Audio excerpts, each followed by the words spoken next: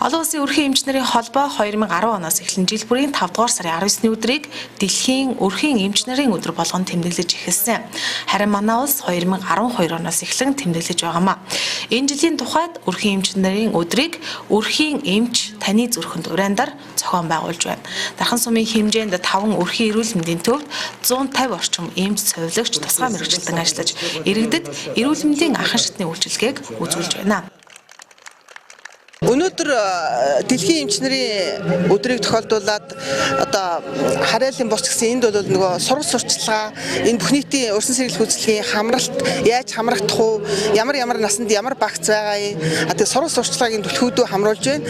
Тэгээд бүх одоо хамрагдсан хүмүүст бол витамин С одоо витаминээр бол хангаж байна. Дархан сумын 5 өрхийн эрүүл мэндийн төвөөс за иргэд үйлчлүүлэгчтэй голцоо одоо улсын хэмжээнд зүрх судасны өвчтөл маш их нас баралтаараа тэргүүлж идэг учраас энэ чиглэлдээ түлхүү чиглэсэн зүрх судасны одоо өвчлөөс сэргийлэх эмчилгээ онцлогоо заавар зөвлөгөө өгөхөөс гадна зүрхний бичлэг, эхо, за тэгээд сахарын онцлогоо, за тэгээд холестерины хэмжээ гаргах хэмтрэгэд биеийн үзэх гээд бүх үйлчлэгүүд энд явагдаж байгаа.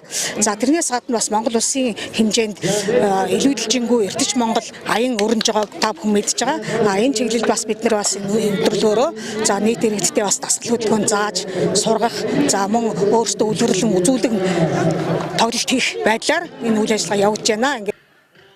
Тэд Баярын хаан энэ өдөр Дархан тавь зохицолборт нээлттэй өдрөлгөө зохион байгуулж иргэдэд эрүүл мэндийн анхан шатны үйлчлэгийг үзүүлэн бага насны хүүхдүүдэд витамин жилих хаяныг өргөнүүлж байгаамаа.